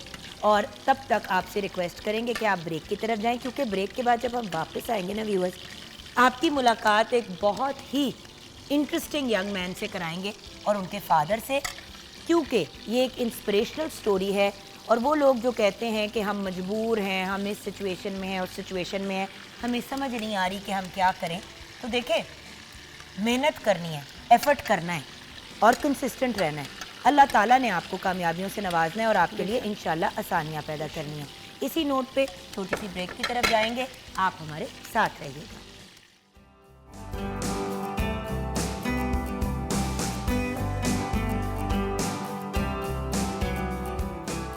Welcome back from the break viewers. Break के बाद हमें ज्वाइन किया है शफाकत अली और उनके बेटे अली जान ने, और बहुत ही इंस्पिरेशनल एंड वंडरफुल स्टोरी हमारे साथ है। आइए उनसे बात करते हैं। अस्सलाम वालेकुम अली, क्या हाल है आपके? मैं उथे बैठा हुआ ना। शफाकत भाई, अगर आप बुरा ना करें तो हम ऑन एयर आ चुके हैं, अगर आप फ़ोन बंद कर दें तो, अगर आप बुरा ना मनाएं तो बहुत मेहरबानी आपकी भाई, थैंक यू जी। हम लाइव शो में है ना, तो हाँ जी। अली बेटा, ठीक ठाक हो आप? हाँ जी। बेटा, अपनी ज़रा स्टोरी हमारे साथ शेयर करोगे? एक बड़ी आपकी डिफरेंट और इंस्पिरेशनल सी स्टोरी है। कहाँ से आपकी कहानी शुरू होती है? स्कूल जाता हूँ, उसके बाद पापा काम करते हैं खिलौने का, उनका हाथ बटा देता हूँ उनके साथ। नहीं बेटे, ये कहानी शुरू कहाँ से हुई? आप पढ़ते थे पहले, नहीं पढ़ते थे, हुआ क्या? मैं पढ़ता था 6th क्लास में, तब के पापा ये रेडी लगा रहे हैं, तो घर के अखराजात भी ज़्यादा हैं, तो मैंने सोचा, पापा को मैंने मशवरा दिया कि काम कोई साथ और शुरू कर लें। फिर उन्होंने सोचा, मैंने सोचा हम खिलौने का। 6th क्लास में थे? हाँ क्या जी। एज थी उस वक्त? मेरी थी 11 साल। 11 साल पे 12 साल। अब्बू को जाके मशवरा दिया कि अब्बू कुछ और कर लेते हाँ हैं। जी। अच्छा। फिर साथ उन्होंने कहा खिलौने का स्टॉल लगा लेते हैं। मैंने कहा चलो ठीक है। फिर मैं स्कूल जाता था, उसके बाद छुट्टी होती है सीधा पापा के पास, फिर खिलौने उधर बैठ के बेचते थे, साथ रेडी पे शरबत बेचते थे। उसके बाद तो बेटा, पढ़ाई का फिर क्या होता है? देखो, स्कूल तो चले गए, लेकिन होमवर्क होता है। अब आप 9th क्लास में हो, बड़ी, ये तो बड़ा हैवी टाइम है आपका, आगे मैट्रिक है, उसके बाद FA है। हाँ, उधर बैठ के उधर ही पढ़ लेता। मतलब जब कोई आ गया कस्टमर तो आ गया, वरना पढ़ाई साथ। डील कर दिया, फिर पढ़ने बैठ गया। हाँ जी। कस्टमर डील कर दिया, फिर पढ़ने बैठ गया। वो जो रह जाता है फिर वो रात को जाके याद करता है, पढ़ता है अपना। कोई नहीं समझाती हूँ, मुझसे पूछ लेता है, थोड़ा बहुत मैं भी पढ़ा हूँ। हाँ जी। तो भाई, जब ये आपके पास आया 11 साल की उम्र पे, हाँ 3 जी। साल पहले, हाँ जी। तो आपका क्या रिस्पॉन्स था? रिस्पॉन्स तो ये था, मैंने कहा नहीं बेटा, मैं कर रहा हूँ ना काम, आप पढ़ो अपना। नहीं पापा, मैं पढ़ूंगा भी साथ में, मैं ऐसा नहीं कि मैं पढ़ूंगा नहीं और अब यही काम करूँगा। घर के खर्चात पूरे नहीं अफोर्ड कर सकते आप, इसलिए मैं अपना खर्चा खुद उठाऊँगा। खुशी भी बड़ी इसकी बात सुन के, फिर भी मैंने कहा नहीं यार अंदर, फिर भी इसने ज़िद की, चलो मुझे थोड़े से खिला ला दें आप। पहले मैं अपना सिर्फ रेडी लगाता था लस्सी और सोडे की, ठीक है ना, जो होता है वो शरबत इमली वगैरह वाला, ठीक है। वो लगा रहा था। इसने कहा चलो साथ आपके बाएँ भी वही लगा लूँगा, खिलौने लगा लूँगा मैं। वो थोड़े से लगा के दिए तो माशाल्लाह थोड़ा काम चल गया। इसने कहा और ला दे, फिर उसने वो पैसे मुझे, मैंने कहा नहीं मैंने नहीं लेने, ये तुम्हारा खर्चा है पढ़ाई का, ये अपना तुम खुद ही पूरा करो, अपने बैग लो, यूनिफॉर्म लो, किताबें लो, ये आप अपना तो बेटे करना। फिर आपने अपना खर्चा खुद उठाया, हाँ जी। क्या क्या चीज़ें मैनेज कर लेते थे अपनी कमाई से? किताबें आ जाती थी और बैग, यूनिफॉर्म, जो पैसे और चाहिए होते थे पापा से ले लेता था। अच्छा, हाँ जी। तो यानी कि अपने आप को अच्छा, भाई बहन कितने हो आप बेटा? हम 4, माशाल्लाह। कितनी बहनें कितने भाई? एक भाई बहन है, शादी हुई है, और 3 भाई हैं। 3 भाई हैं। और आप कौन से नंबर पे हो? मैं सबसे छोटा हूँ। मैं सदके जाऊं मेरा शहजादा। सबसे छोटे नंबर पे सबसे आप। छोटा सबसे तेज निकला। वो कहते हैं ना सबसे छोटा वैसे सबसे तेज होता हाँ है। जी। जिस वक्त तक ये वाले आते हैं ना तब तक सारी जो चालाकियां इन्हीं के अंदर फिट हो जाती हाँ हैं। जी, हाँ जी, बिल्कुल बिल्कुल सही। सही अच्छा, है। वजीर तालीम से भी आपकी मुलाकात हुई बेटा, राना सिकंदर हयात से। हाँ जी। उसके बारे में बताओगे, उनसे कैसे मुलाकात हुई, ये कैसे हुआ? वो मैं उधर बैठ के जब पापा के पास पढ़ रहा था ना, तो आए थे न्यूज़ वाले, उन्होंने मेरा उधर इंटरव्यू किया और अपलोड कर दिया। उधर सिकंदर साहब ने देखा और मुझे बुलाया एग्रीकल्चर यूनिवर्सिटी। अच्छा, उधर गए हम, उधर उनसे मिला और उन्होंने कहा फिर तेरा जितना भी पढ़ाई का खर्चा है ना सारा मैं पहले तो करूँगा। उन्होंने बहुत इज्जत दी, अल्लाह पाक उनको खुश रखे। बहुत इज्जत पूरी यूनिवर्सिटी के सामने, स्टेज लाखों स्टूडेंट्स के सामने इसको स्टेज पे बुलाया, इसकी हौसला अफजाई की कि माशाल्लाह मेहनती बच्चा है, मुस्तकबिल का ममार है ये वाला, ये इंशाल्लाह पढ़ने वाला बच्चा मेहनती है। और इसका जो भी खर्चा होगा ना आइंदा के लिए वो इसका मैं उठाऊँगा आप इंशाल्लाह। और सिकंदर साहब आपकी फीस वगैरह का खर्चा सारा हाँ जी। उठाते हैं। तो देखिए ना व्यूअर्स, वही वाली बात है कि हम लोग हमेशा ये सोचते हैं कि हाय हम इतने मजबूर हैं, और एक 11 साल के बच्चे को ये सोच आई, अब माशाल्लाह 14 साल के आप हाँ जी, हो गए। 14 साल का मैं। 11 साल की उम्र पे इस बच्चे को ये दिमाग में बात आई कि यार बाप मेरा इतनी मेहनत करता है, बहन की शादी भी की, फिर आगे से 2 और भाई भी हैं बड़े, कैसे मैनेज करते होंगे? हाँ जी, हाँ जी। तो मुझे भी उनके लिए कुछ करना चाहिए, राइट? और अगर मैं अपना खर्चा इसी उम्र पे उठा लूँ तो कितनी बड़ी बात है। अब व्यूअर्स, यहाँ पे मैं एक बात क्लियर करूँगी, ये चाइल्ड लेबर वाला मसला नहीं है। बहुत से यंग बच्चे आपने देखा होगा कि अपने यूट्यूब चैनल्स बना लिए हैं, सोशल मीडिया पे इन डिफरेंट चीज़ों से वो अपने पैसे कमा रहे हैं। इस बच्चे ने सोचा कि यार अब्बा का ऑलरेडी काम है, मैं अब्बा के साथ लगा लेता हूँ और मैं अपना भी कुछ कर लूँगा। और आप सोचे कि व्यूअर्स, जो बच्चा 11 साल की उम्र पे काम करना शुरू हो गया बाप के साथ, बाप की निगरानी में, और बाप ने क्लियरली कहा कि तुमने पढ़ना है, तुम्हारी प्रायोरिटी तालीम है। उसने कहा ठीक है, एक्स्ट्रा चीज़ें मेरी जिम्मेदारी। तो फुटबॉल क्रिकेट वगैरह की जगह उसने सोचा कि मैं अपना टाइम दूसरी जगहों की जगह इस पे लगाऊं। वैसे खेल कूद तो करते हो गए, हाँ जी। मुश्किल सा है वैसे, आप फिट बहुत लग रहे हैं। स्पोर्ट्स वगैरह भी खेलते हो? स्कूल में हाँ जी, स्कूल में। Break time. और फ्रेंड्स वगैरह, जब इंसान ये सब कुछ कर रहा होता है मेरा बच्चा, तो फिर टाइम नहीं होता दोस्तों के लिए। तो क्या दोस्तों को भी टाइम देते हो? वो स्कूल ही ये उधर ही बुला लिया करो कि चल मिल के बेचते हैं। नहीं, घर दूर है ना हमारा। अच्छा, हाँ जी, घर है भाई नड़वाला रोड नहीं, हाँ जी। उधर है घर, उधर से इधर आना होता है। 2 इतना रिक्शे क्लब चेंज के करने पास पड़ते हैं ना, फिर पॉइंट 2 रिक्शे चेंज करने पड़ते हैं। 2 रिक्शे चेंज करने पड़ते हैं। तो आप पहले, अच्छा सुबह से लेकर रात तक की रूटीन बताओ मुझे। सुबह उठे फिर क्या हुआ? सुबह उठता हूँ कितने बजे? 5 बजे। फजर पे? हाँ जी, नमाज़ पढ़ता हूँ। उसके बाद फिर आता हूँ, तैयारी करता हूँ, स्कूल जाता हूँ। छुट्टी होती है फिर पापा के पास जाता हूँ, उधर होमवर्क जो होता है सारा करके, अगर कोई याद करने वाला हो तो घर जाके करता हूँ। उसके बाद फिर खाना वगैरह खा के सो जाती हूँ। बनना क्या चाह रहे हो मेरा बेटा? डॉक्टर। डॉक्टर? कौन सा डॉक्टर? डॉक्टर बड़े किस्म के होते हैं। दांतों का डॉक्टर, डेंटिंग पेंटिंग का डॉक्टर, दिल वाला डॉक्टर। स्किन का डॉक्टर, दिल का डॉक्टर, पेट का डॉक्टर, जिगर का, कौन सा डॉक्टर? डॉक्टर बनना। अच्छा वाला डॉक्टर। बहुत अच्छे वाला। बिल्कुल ठीक डॉक्टर है। बनना है। एक्चुअली ये आप जब जाओगे ना इंशाल्लाह मेडिकल यूनिवर्सिटी, जब आप अपना एफएससी करोगे और आगे अपना पढ़ाई की तरफ आगे बढ़ोगे, तो एक्चुअली पहले साल में आप सब कुछ ही सीखते हो, उसके बाद आप फैसला करते हो कि आपने किस पासे निकलना है। सो इंशाल्लाह आपको समझ आ जाएगी कि कहाँ स्पेशलाइजेशन करनी है। डॉक्टर बन के फिर क्या करना चाहते हो बेटे? फिर लोगों की खिदमत करूँगा। अपने लोगों के पाकिस्तान लिए की खिदमत, काम करना ये चाहते हो, पाकिस्तान उन में लोगों के लिए जो अपने लिए नहीं कर सकते, हाँ राइट? जी, यस। आपके तासुरात क्या है शफाकत भाई? देखिए, और मैं भाभी के भी जो तासुरात है वो भी जानना चाहूँगी। हाँ जी। एक माँ हमेशा ये सोचती है मेरा बेटा पढ़ लिख के बड़ा आदमी बड़ा आदमी बनेगा। बने, हाँ जी। ऐथे थे मुंडा पढ़ाई दे विच ही बड़ा आदमी बन गया। हाँ जी, जरा हाँ जी। इसके बारे में बताएं। हम्म, बाप की टक्कर का भाई। बाप की टक्कर बाप है की कोई टक्कर बात का। नहीं हाँ है जी। लेकिन माशाल्लाह इसकी वालदा भी बहुत खुश है माशाल्लाह अपने इस बेटे के। सबसे छोटा है लेकिन सोच सबसे बड़ी है इसकी। नहीं, लेकिन भाभी ने नहीं कहा कि ये क्या किस पासे निकल गया है, पढ़ाई नहीं करेगा काम, क्योंकि मैं एक माँ हूँ, मैं भी यही हाँ जी हाँ जी कहती। बिल्कुल बोला उसने, आपकी बात राइट है कि ये पढ़ेगा नहीं। मैंने कहा नहीं मेरे पास ज़्यादा पढ़ेगा, अच्छा बेस्ट मैं भी पढ़ाऊंगा इसको। उसको नहीं मान रहा, मैंने उसके सामने 2 दफ़ा बोला है कि इसको अपने घर पे पढ़ यार का ट्यूशन जा जो मर्जी का। नहीं बाबा पढ़ूंगा, इंशाल्लाह आपको तराज नहीं आएगा, स्कूल से आपको लामा नहीं आएगा कोई किसी किस्म का, ठीक है मैं पढ़ूंगा भी, आपके साथ हेल्प भी करूँगा। मैंने कहा ठीक है फिर मोस्ट वेलकम। तो माशाल्लाह वो अपनी बात पे बिल्कुल सही है, राइट है, सही पढ़ भी रहा है, काम भी कर रहा है और अपना खर्चा खुद उठा रहा है। अच्छा शफाकत भाई, आप माँ बाप को क्या पैगाम देना चाहेंगे, और मेरा बेटा आप यंग लोगों को क्या पैगाम देना चाहेंगे? आप एक मोटिवेशन हो ना यूथ के लिए, तो आप यंग लोगों को क्या पैगाम देंगे? और भैया आप माँ बाप को क्या पैगाम देंगे जो बच्चों को या तो घरों में डाक के रखते हैं या फिर भट्टियों पे जाके बिठा देते हैं और पढ़ाइयाँ छुड़ा देते हैं? तो आपसे भी पैगाम लेना है। जी बेटे, आप हाँ जी। क्या पैगाम दोगे? पैगाम यही है कि आपके वालिदैन बड़ी मुश्किल से पढ़ाते हैं, उनके पैसे ना ज़ाया करें और पढ़ा करें। पढ़ाई के वक्त पढ़ाई और फिर खेल के वक्त खेल। और अगर किसी भी तरीके से हम हेल्प अपने हो सकती पेरेंट्स है, के काम आ सकते हैं, तो वो माँ बाप, वो माँ जिसके पैरों तले जन्नत है और बाप उस जन्नत का दरवाज़ा है, तो इन 2 हस्तियों की अगर हम खिदमत इस उम्र में करनी शुरू कर दें तो ज़िंदगी आखिरत दोनों आपकी ऐसी संवरती है कि फिर बेशक अल्लाह ताला भी आपसे खुश और उसके बंदे भी खुश। मुझे अपने खिदमत का सिला ही है ना, अल्लाह पाक ने इज्जत दी है, हम यहाँ बैठे हैं आज माशाल्लाह।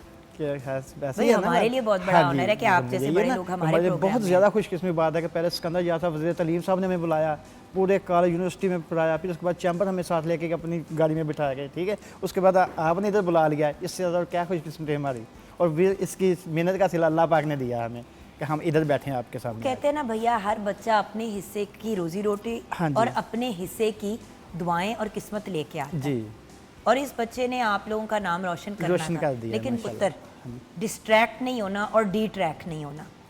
अभी लगे हुए हो तो पुत्र लगे रहो। अभी आपने अपना मैट्रिक करना है, फिर आपने एफएससी करनी है, फिर आपने मेडिकल की तालीम लेनी है, आपने लगे रहना बेटा, और हर स्टेज पे स्कॉलरशिप लेनी है ताकि बाप भी फख्र से कहे ए मेरा मुंडा, इसने हम सबका नाम रोशन किया, पूरे खानदान को उसने सुरखी किया, राइट। और भैया आप माँ बाप को क्या पैगाम देंगे? माँ बाप के लिए मेरा यही पैगाम है कि अपने बच्चों पे सख्ती ना लगाएं, उनका ज़हन पढ़ें कि बच्चा क्या करना चाहता है, ठीक है। हाँ अगर गलत राह पे नहीं जाएं, अच्छी तरह पढ़ना चाहते हैं पढ़ाएं, अगर साथ वो आपकी हेल्प करना चाहते हैं उनको करने दें। ये नहीं कहने कि आप सिर्फ पढ़ें, ऐसा मकसद बच्चा कामयाब नहीं होता। उसका ज़हन पढ़ें, उसके ज़हन के मुताबिक चलें, तो मेरे ख्याल में ये ज़्यादा बेहतर है।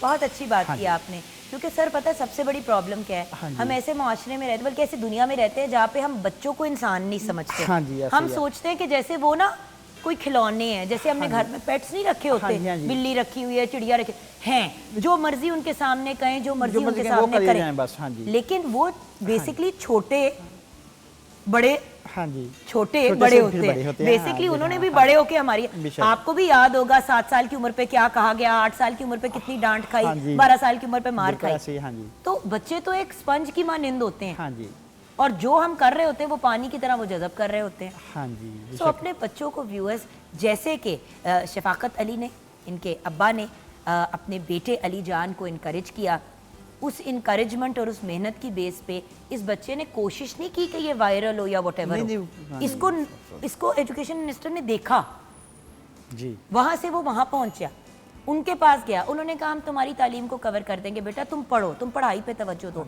वो बच्चा फिर भी अपने बाप के साथ लगा हुआ है, क्योंकि वो चाहता है अपने बाप की भी सपोर्ट करे और अपने आप को एक बर्डन ना बनाए, जबकि बच्चे कभी भी बोझ नहीं होते व्यूअर्स। बेशक। लेकिन अगर कोई बच्चा एहसास करे और साथ लग के एक फैमिली बिजनेस का बना दे और उसके साथ साथ तालीम भी हासिल करे, तो ये कितनी खूबसूरत बात है। अगेन व्यूअर्स, हम चाइल्ड लेबर के खिलाफ हैं, लेकिन जब एक बच्चा यंग खुद मोटिवेटेड है कि मैं कुछ करना चाहता हूँ, तो हम उसे इनकरेज क्यों ना करें। आज ऐसा बच्चा जो है वो कल का स्टीव जॉब्स बनेगा, बिल गेट्स बनेगा इंशाल्लाह, और ना सिर्फ अपना और अपने ख़ानदान का बल्कि हमारे मुल्क का भी इंशाल्लाह नाम रोशन करेगा। ज़बान मेरी बड़ी काली है व्यूअर्स, देख लीजिएगा। बेस्ट ऑफ लक मेरा बेटा, इधर आ, इधर आ मेरा बेटा, खुश रह, आबाद रह। अल्लाह ताला हर किसी को ऐसे प्यारे और ऐसे मेहनती और मुस्तकिल मिजाज बेटे से नवाजे। खुश रह मेरा बच्चा, खुश रह। एंड व्यूअर्स, इसी नोट पे छोटी सी ब्रेक की तरफ जाएंगे। जुम्मे का दिन है, नमाज के बाद जब दुआ के लिए हाथ उठाएंगे तो अली जान के लिए आपने ज़रूर दुआ करनी है। यूजुअली माँ बाप घर के सरबराह होते हैं, ये फ्यूचर इंशाल्लाह फैमिली को हेड करेगा और सबका नाम रोशन करेगा, आमीन।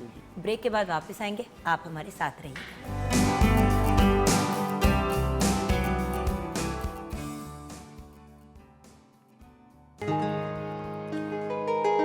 ढोले नू गल समझाओ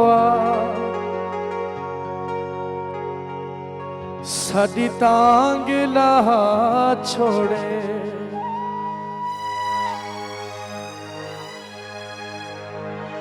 बदली सावन दी कोई तजवीज़ दसो और उसा ढोल मनावण दी असां उन्हू भूल गए हाँ है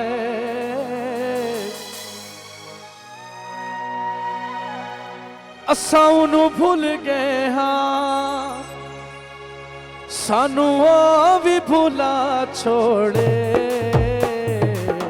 ढोले नू गल समझो सारी तांग ला छोड़े ढोले नू गल समझो सारी तांग ला छोड़े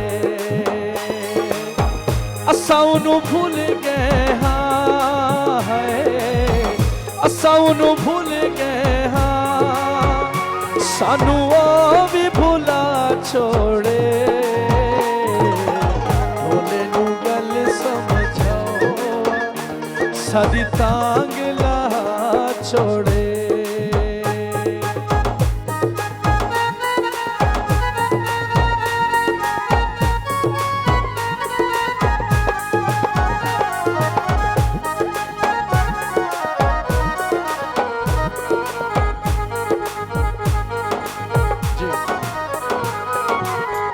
उसनू आँखों में दिया लावे सुर में पावे वेस वटावे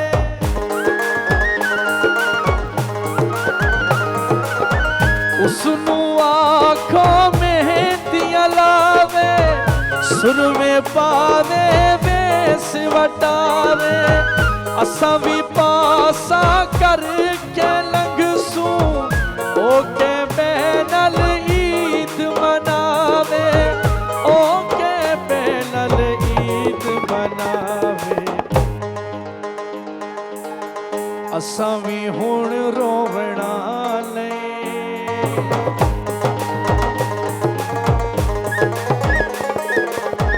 असां भी हुण रोवना नहीं हंजू ओ भी सुगा छोड़े ढोले नू गल समझो साडी तांग ला छोड़े साडी तांग ला छोड़े साडी तांग ला छोड़े भाई क्या बात है, दी एब्सोल्युटली ब्रिलियंट सकलैन मूसा खेलवी, बहुत ही बेहतरीन और बहुत ही फेमस सराइकी बेल्ट के, बल्कि पाकिस्तान का एक बहुत बड़ा नाम हमारे साथ है, बहुत ही टैलेंटेड और राइजिंग से तो अब एस्टैब्लिश्ड स्टार है हमारे प्यारे भाई। अस्सलाम वालेकुम सकलैन जी वालेकुम सलाम, lovely to have you on the programme. बहुत शुक्रिया, thank you so much. And then इनके साथ इनकी टीम, कैसे हो सकता है हम उनको ना मेंशन करें, क्योंकि हम एक ही बात कहते हैं, हमारे सिंगर्स ऑफ कोर्स हम उनको पलकों पे बिठाते हैं, बहुत काबिले हमारे रिस्पेक्ट और हमारी रिगार्ड उनके साथ है, लेकिन ये जो हमारे प्यारे म्यूजिशंस, ये जो हमारे प्यारे भाई हैं, इनका भी एक बहुत मेजर एफर्ट होता है जो रिकग्नाइज करना ज़रूरी है। जी बेशक। आमिर सुल्तान कीबोर्ड पे हैं, प्यारे भाई हमारे, अजमत हैं on the drums, then we have Faisal Ali on the dholak and we have Adnan Pappu on the flute. Then हमारे गेस्ट ऑफ ऑनर, एक बड़ी लर्नड पर्सनालिटी, एक बड़ी ही ब्रिलियंट पर्सनालिटी, एक बेहतरीन राइटर जिन्होंने 17 यानी कि 17 बुक्स लिखी हैं, जिनमें 14 उर्दू और 3 सराइकी की किताबें हैं, बेशुमार गीत भी लिखे, उसके साथ साथ retired principal government high school Mianwali भी हैं। हमारे साथ मोहम्मद मजहर नियाजी साहब हैं। अस्सलाम वालेकुम। वालेकुम सलाम। भैया हमारे लिए बहुत बड़ा ऑनर है कि आप भी आए। एक हमारे यंगर जनरेशन के स्टार आ गए, एक हमारे मेरी एज ग्रुप के हमारे स्टार आ गए, अल्हम्दुलिल्लाह। तो हमारे लिए तो बहुत बड़ा ऑनर आपका है। भी शुक्रिया कि आपने हमें याद किया और बुलाया, इज्जत दी। सर सबसे पहले तो मुझे ये बताएं कि हमने आज बात की मुस्तकिल मिजाजी की, और आई थिंक मुस्तकिल मिजाजी ज़्यादा आप या मैं, जो थोड़े से जिनके बच्चे भी थोड़े बड़े हो गए, जो लाइफ में थोड़ा सा आगे निकल आए, वो लोग ज़्यादा बेहतर समझ सकते हैं।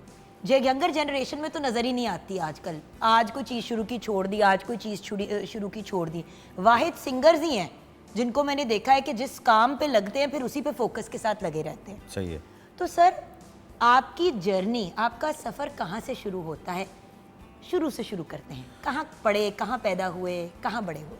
वैसे तो मेरी पैदाइश मुल्तान की है। मेरे वालिद साहब वहाँ थे, मुल्तान में मुलाजिम थे, तो मेरी पैदाइश मुल्तान की है। लेकिन फिर उसके बाद मुख्तलिफ इलाक़ों में वो मुलाजमत करते रहे। तो इसी इलाके में सराइकी बेल्ट में ही फ़तेहपुर, फिर उसके बाद ये फ़तेहपुर के साथ एक इलाका लाली सनकरोड़ के साथ बिल्कुल हेड ततार है, वहाँ भी वालिद साहब मुलाजमत करते रहे। फिर उसके बाद ये हम आ गए जी इधर सरगोदा डिवीज़न में, मिठा टवाना और कैदाबाद में रहे, फिर मियाँ वाले में वापस है। तो मेरा सफ़र जो है वो वालिदैन के साथ ही रहा। और हम चूँकि वो मुख्तलिफ़ जगहों पे महकमा नहार में थे वालिद साहब, तो मुख्तलिफ़ जगहों पे ट्रांसफ़र होते रहते थे, तो हमने भी घाट घाट का पानी पिया इसी हवाले से। तो सफ़र बड़ा अच्छा रहा अल्हम्दुलिल्लाह। सर सफ़र अच्छा तो रहा होगा, लेकिन वो जो कहते हैं ना कठिन तो होगा। हाँ जी। मुश्किलात तो देखी होंगी। जी कौन हाँ। सा इंसान है जिसने नहीं देखी? वो छुटकू से हमारे साथ बैठे हुए यंग मैन, आपने भी बड़ी मुश्किलात देखी होंगी इस एज पे। तो मुश्किलात तो ज़िंदगी का हिस्सा हैं। देखें, जब आदमी सफ़र शुरू करता है तो उस वक्त आदमी एक जुनून के साथ चल रहा होता है। बिल्कुल। रास्ते में रुकावटें तो आती हैं, बस आपका जज्बा जो है इतना जवान होना चाहिए, इतना मजबूत होना चाहिए कि आप किसी भी रुकावट को दूर करते जाएं और आगे बढ़ते जाएं। बिल्कुल सही आपने कहा। अच्छा, आप आज हमारे साथ अच्छा, हैं। एक बात आपने मुस्तकिल मिजाजी की थी कि मुस्तकिल मिजाजी पे बात आपने शुरू में की थी। बिल्कुल। मुस्तकिल मिजाजी में जो लोग मैच्योर हो जाते हैं वो खुद ब खुद मुस्तकिल मिजाज हो जाते हैं, उनको हालात ही मुस्तकिल मिजाजी की तरफ ले जाते हैं। नहीं, ये बट बात ऐसे भी तो दुरुस्त- लोग हैं ना सर, जो हाथ उठा के घर बैठ जाते हैं और कहते हैं ना काम मिल रहा है, ना नौकरी है, ना कुछ है, छड्डो पर। हाँ जी, वो तो एक अलग अलग आप कह सकते हैं, लेकिन ज़्यादातर लोग आमतौर पर एज के हिसाब से मुस्तकिल मिजाज हो जाते हैं, या आप यूँ कह सकते हैं कि उनके हालात ही उनको इस तरफ ले जाते हैं। लेकिन यंग जनरेशन की जो बात आपने की है तो गर्म खून है, तो हमें तो फोकस करना है यंग जनरेशन को कि वो भी अपने आप को मुस्तकिल मिजाज करे। बिल्कुल सही। अच्छा, अगर सर मैं बात करूं किताबों की, तो 17 बुक्स लिखी। जी। पहली किताब कब और कैसे लिखी? मतलब ये कैसे सफ़र शुरू हुआ आपका एजुकेशन की तरफ, तालीम की तरफ, लर्निंग की तरफ? मैं पहले तो स्टूडेंट रहा हूँ, पढ़ता रहा हूँ, फिर उसके बाद एजुकेशन डिपार्टमेंट में आ गया। तो पहले तो इतनी घर में पाबंदी थी, ये काम करने की इजाज़त नहीं थी, लेकिन फिर जब मुलाजिम हुआ तो कुछ थोड़ी सी आज़ादी मिली। तो शुरू में गाने ज़्यादा लिखता था, ये चार्म था हमारे इलाके में। अच्छा, यानी कि किताबों से पहले गाना हुआ? गाना अच्छा हुआ। जी। तो वहाँ का माहौल ऐसा था कि वहाँ सिंगर गाने गाते थे और हम सुनते थे, उनका शोर गुल था ज़्यादा, आवाज़ें हमारे कानों तक पहुँचती थी। हमें भी ये थोड़ा सा तजस्सुस था कि हम भी लिखें। तो बेसिकली तो मैं उर्दू का शायर था, पहले उर्दू के शेर कहता था, फिर मैं सराइकी की तरफ आ गया और फिर गाने लिखने शुरू कर दिए। फिर हमारे प्रोफेसर, मेरे उस्ताद भी हैं मुनव्वर अली मलिक साहब, उन्होंने मुझे एक दिन बुला कर कहा कि क्या कर रहे हो? मैंने कहा जी मैं गाने लिख रहा हूँ और ट्यूशन पढ़ा रहा हूँ। उन्होंने कहा जी ट्यूशन तो मैंने भी पढ़ाई है, गाने भी मैंने लिखे हैं, तुम इस तरह करो, थोड़ा सा अपने आप को क्लोज़ करो और किताबों की तरफ आ जाओ। तो ये उनकी मेहरबानी से ही मैंने किताबों की तरफ सफ़र किया। फिर मैंने उनसे कहा कि आप मेरी हेल्प करें, क्योंकि मुझे तो पता नहीं है किताब कैसे छप जाती है। और सर आपने 14 किताबें उर्दू और 3 किताबें सराइकी की लिखी, तो ये नहीं है कि आपने ये सफ़र शुरू किया और 2 किताबें लिखी और बस बैठ गए। 17 बुक्स कोई मजाक तो नहीं है। ये था पूरी कि ज़िंदगी में नहीं इतनी लिख पाते।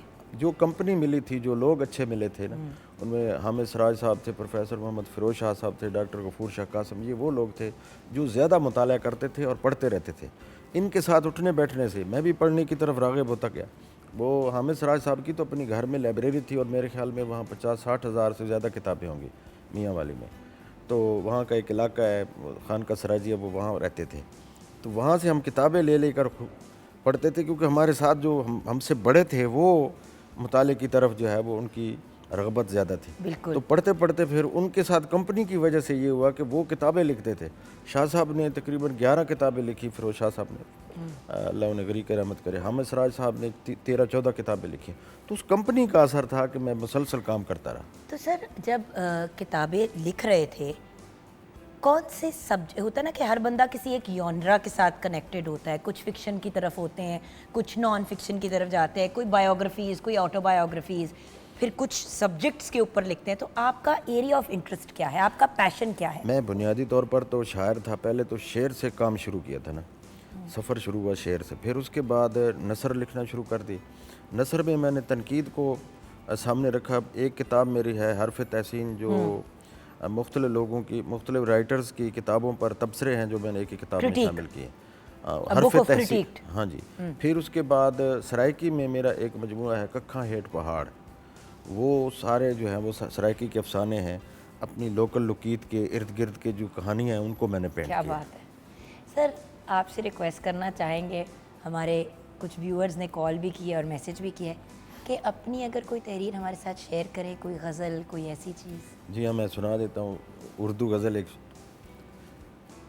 तेरे ख्याल में कुछ ऐसे गुम रहा बरसों, वाह। मैं अपने आप से भी मिल नहीं सका बरसों, तेरे ख्याल में कुछ ऐसे गुम रहा बरसों। कहा था तुमने कि तुम लौट आओगे एक दिन, कहा था तुमने कि तुम लौट आओगे एक दिन, कहा था तुमने कि तुम लौट आओगे एक दिन, सो मैं जहाँ था वहीं पर खड़ा रहा बरसों, वाह। सो मैं जहाँ था वहीं पर खड़ा रहा बरसों। कहीं वो ज़ायका तहलील ही न हो जाए, कहीं वो ज़ायका तहलील ही न हो जाए, वाह। कहीं वो ज़ायका तहलील ही न हो जाए, मैं उससे मिल के किसी से नहीं मिला बरसों, मैं अपने आप से भी मिल नहीं सका बरसों, तेरे ख्याल में कुछ है से गुम रहा बरसों। क्या बात।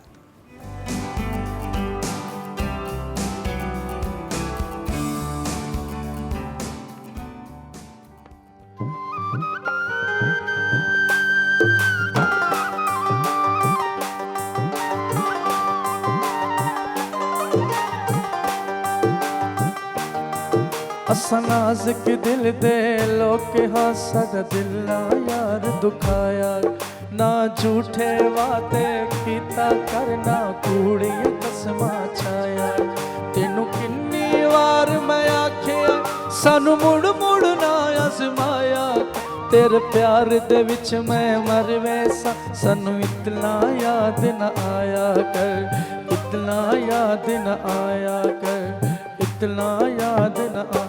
ए आ दिल चन बहु सोना है, मैं आखा तू बहु सोना है, ए आ दिल चन बहु सोना है, मैं आखा तू बहु सोना है, मैं सारी रात तारे नाल छेड़े लाला थक पईया, मैं सारी रात तारे नाल छेड़े लाला थक पईया।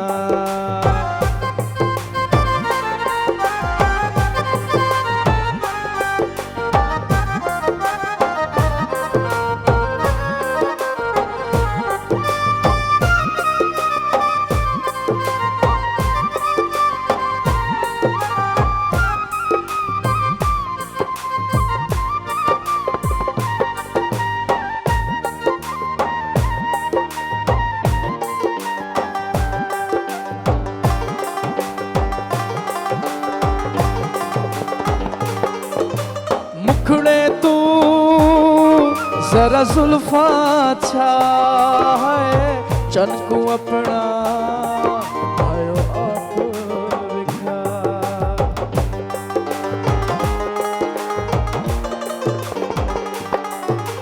मुखड़े तू जरा जुल्फा छाए चनकू अपना आप विखा जरा तू झील किनारे आ ते मेरिया पलकां च पलकां पा जरा तू झील किनारे आ ते मेरिया पलकां च पलकां पा मैं तेरी प्रीत देगी ते सारे गागा थक पइया काबिल गौर शेर है कि आपकी नजर रखे तै वर्गा कोई सोना नहीं है हाय ना है कदी होना नहीं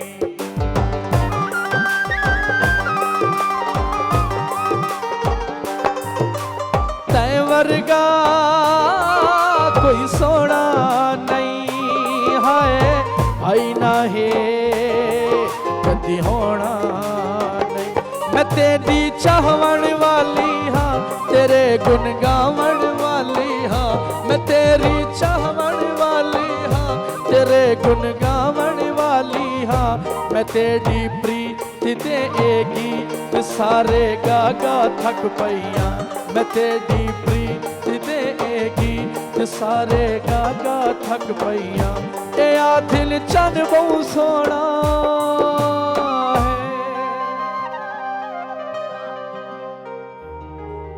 एब्सोल्युटली ब्यूटीफुल भाई, क्या बात, बहुत शुक्रिया क्या बात है, एब्सोल्युटली ब्रिलियंट। हमारे बाकी कैमरे के उस पास से भी सारे तालियां बजा रहे हैं, लेकिन नज़र हम सिर्फ मासूम से आ रहे हैं। और बाकायदा फ़ैन फॉलोइंग देखें कि हमारे सेंटर के जो दूसरे लोग भी हैं वो वहाँ पे आके देख रहे हैं एज एन ऑडियंस। तुसी जिथे जाते हो तुसी कॉन्सर्ट लगा देंगे, तुसी की करते हो? ਅਸੀਂ ਗਾਉਂਦੇ ਆ ਅਸੀਂ गाते हैं तो फिर सोने भी हो ना, उसका फ़ायदा हो जाता है एक्स्ट्रा। बट सोने की बात हो रही है तो मेरी शहजादी वहाँ पे जो बैठी हुई है उस पर भी ज़रा तवज्जो दे देते। बाजी जी की सीन है? जी बिल्कुल। सराइकी आ गए ना तो अब मेरा दिल चाह रहा है कि मैं पंजाबी में चली जाऊँ, यकदम मैं पंजाबी में छुप जाऊँ। हाँ जी। जो हमारा तवा कीमा जो टिक्कियाँ हैं वो भी रेडी हैं और साथ में नान खताई रेडी है। अच्छा, नान मैंने बेसिकली मसाले में थोड़े से उसको आप कह लें कि कवर कर दिए हैं थोड़े नान उसके साथ, ताकि नान में भी एक थोड़ा सा फ्लेवर आ जाए। अनियन रिंग्स हैं ऊपर जो ग्रीन चिलीज, और ये बाय द वे इसकी अपनी एक नमूना रेसिपी है, क्योंकि मैं वहाँ पे किचन में खड़ी होके एक दो मैंने बाइट से मैंने कहा यार ये तो बड़ा मजे का है, इतनी मेरी अपनी रेसिपी है जो आपकी, मैंने कहा है। और साथ में सैलड और आपको इसके साथ जो है रायता सर्व कर दिए। कंप्लीट मील है मेरा, नहीं हल्के आपको इसके अलावा। और मैंने अनम को घेर लिया है कि अब वो मेरे यूट्यूब चैनल पे मुझे कुकिंग सिखाएगी, क्योंकि अक्सर लोग मैसेज करते हैं और नीचे कहते हैं कि क्या बेहंगम चीज़ें आप बना रही होती हैं, को खाना बनाना ही सीख लें। तो मैंने सोचा अनम सिखाएगी, मैं सीखूंगी, रेसिपी आप तक पहुंच जाएगी। ठीक है ना अनम? नहीं, मैं आपको अनम ने मुझे तरस खाया बेसिकली। नहीं, मैं आपको नहीं सिखा सकती। आप मेरी लाइफ की आप कह लें कि मेंटोर है, मैं आपको बिल्कुल नहीं सिखा सकती। और इस नान खताई में मैंने सिर्फ रेसिपी बताई थी, बाकी सारा काम जो है जुगन आप ही ने किया। दैट मीन्स कि आप फिर मेरे से भी अच्छा पका सकती हैं। सीख के तो बंदा कुछ भी सीख जाता है, सीख के तो इंसान भी बन जाता है अगर चाहे तो। But thank you so much, love you, जुम्मा मुबारक and have a lovely weekend. Okay, एक बात यहाँ पे व्यूअर्स जैसे कि आप जानते हैं, एक तो बड़ी एक्साइटेड होकर मैंने पिंक रिबन पहना, फिर ऊपर से दुपट्टा लगाया और पिंक रिबन अंदर ही कहीं खो गया। फिर एकदम से ख्याल आया कि पिंक रिबन को बाहर निकालना है, क्योंकि पिंकटोबर, प्लीज़ प्लीज़ प्लीज़ व्यूअर्स, अक्टूबर का महीना ब्रेस्ट कैंसर अवेयरनेस का महीना है।